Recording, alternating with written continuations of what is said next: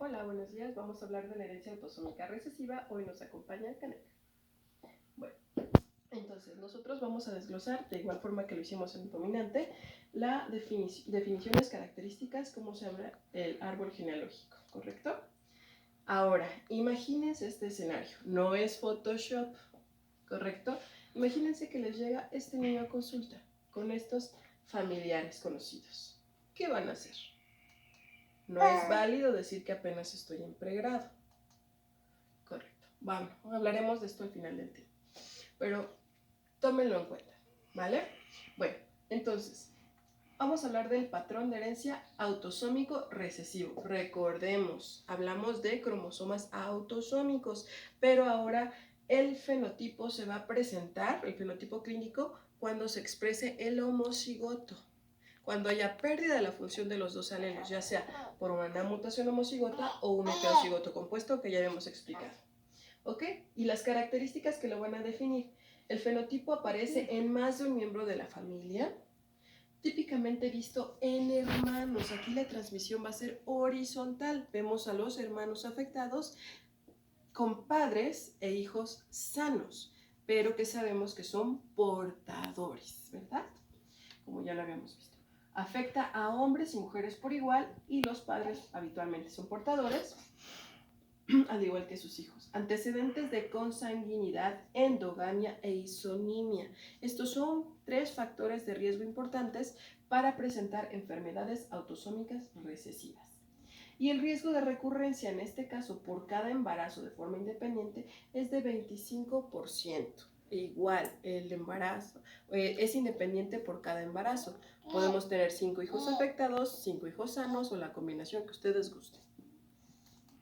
Totalmente aleatorio. Muy bien, acá tenemos, ¿no?, el homocigoto o bien un heterocigoto compuesto. Aquí vemos que los padres son portadores, tienen un alelo mutado y un alelo wild type. Y esto nos genera el riesgo de un 25% de individuos wild type, sin la mutación, no portadores, sanos. Un 50% de individuos sanos como los padres, pero portadores, con riesgo de heredar nuevamente la mutación. Y un 25% de individuos afectados que son homocigotos para el alelo mutado. Esto quiere decir que presentan la enfermedad, porque ya no tienen una copia sana que cumpla la función. Ahora, nosotros vamos a revisarlo en los cuadros de Punnett. Decíamos, si son portadores, son heterocigotos, y aquí explicamos nuevamente los riesgos. ¿Ok? Ahora, ¿qué podemos ver? Que hay diferentes tipos de combinaciones cuando hablamos de enfermedades recesivas. Nosotros podemos tener un enfermo que se casa con un sano no portador, teniendo hijos portadores. Nosotros podemos tener la combinación de 2 enfermos donde los alelos disponibles, si se fijan, todos tienen la mutación. Por tanto, todos los hijos serían enfermos de igual forma.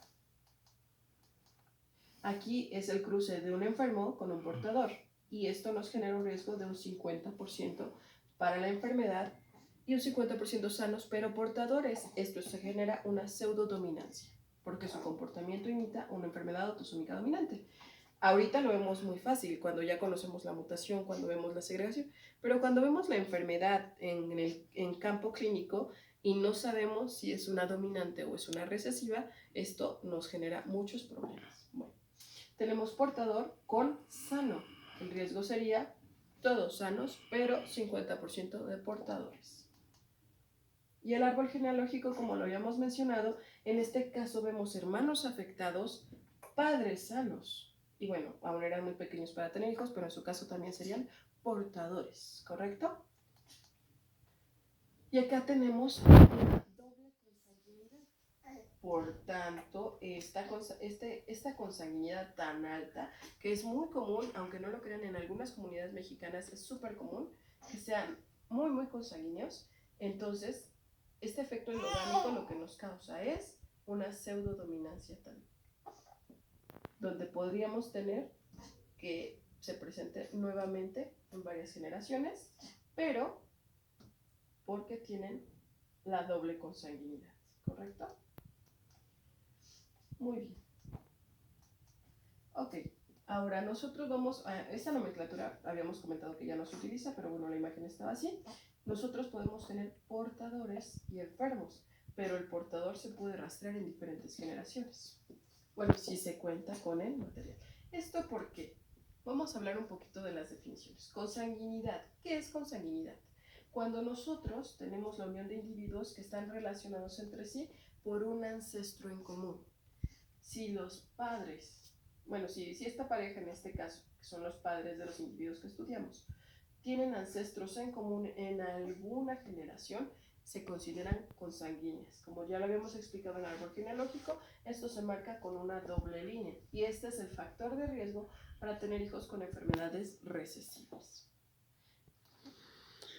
Ahora, ¿por qué? Porque nosotros compartimos la información genética. Nosotros, por ejemplo, con nuestros padres, compartimos el 50% de nuestra información genética. Solo los gemelos idénticos, los monocigotos, comparten el 100%.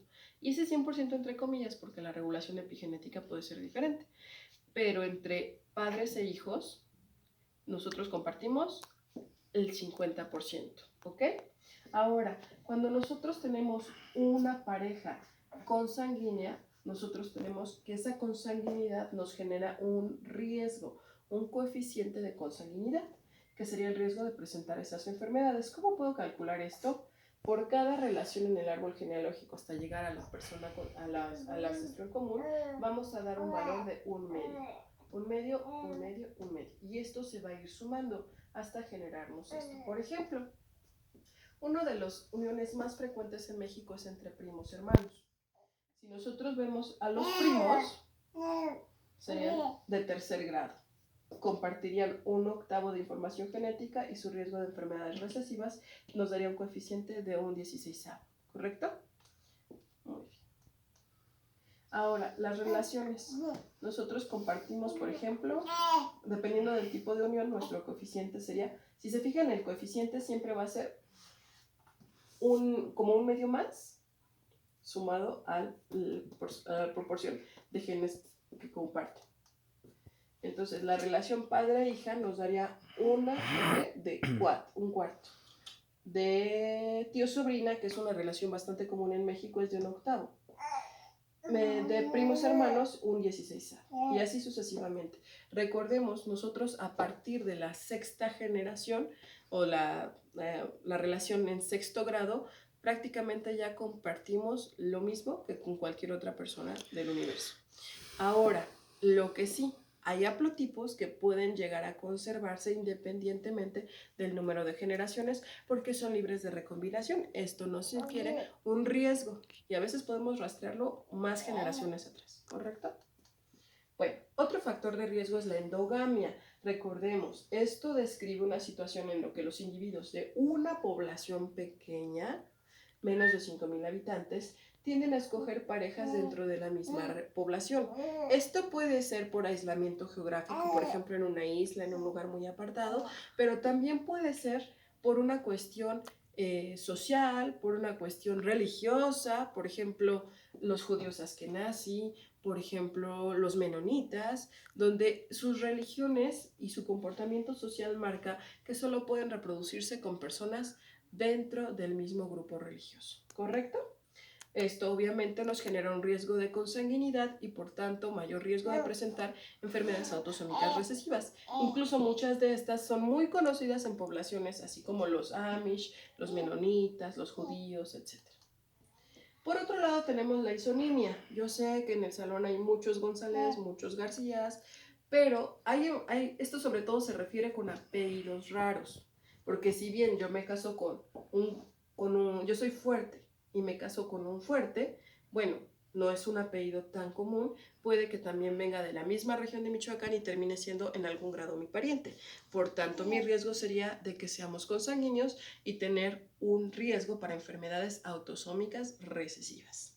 Si entre más raro sea el apellido, pues más riesgo de consanguinidad tenemos, ¿no?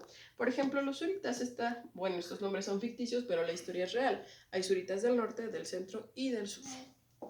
Y provienen de 3 hermanos Zurita portugueses que llegaron hace mucho tiempo. Ok, continuando y por último, bueno, retomando nuestro cuadro clínico, ¿Qué tenemos aquí? Tenemos un criptoftalmos con una implantación alterada de la línea capilar anterior. En este caso es un anoftalmos, pero ya tiene prótesis. Y aquí tenemos un cierre incompleto del párpado superior. ¿Ok? Entonces, aquí que tenemos, esta es la familia. Vienen de una región que se llama Manitoba en Canadá y el diagnóstico es un síndrome de Manitoba oculotricoanal o síndrome de Mott causado por FREM1 y es una enfermedad autosómica recesiva. ¿Por qué? Porque en Manitoba esta es una población donde son endogámicos y esta es una familia consanguínea. Y por tanto, esa mutación se sigue segregando y segregando y segregando hasta que tenemos familias con muchos individuos afectados. ¿Ya vieron? ¿Por qué? Porque tenemos alelos recesivos expresándose. En este caso, la mutación de FREM1. Por eso es importante, siempre que veamos un paciente, buscar los antecedentes familiares. No es por mera curiosidad, tiene un fin clínico. Así podemos utilizar el árbol genealógico para definir el riesgo de presentar, de que esta enfermedad pueda ser recesiva. Y bueno, ahora sí entramos con los cuadros clínicos. Gracias.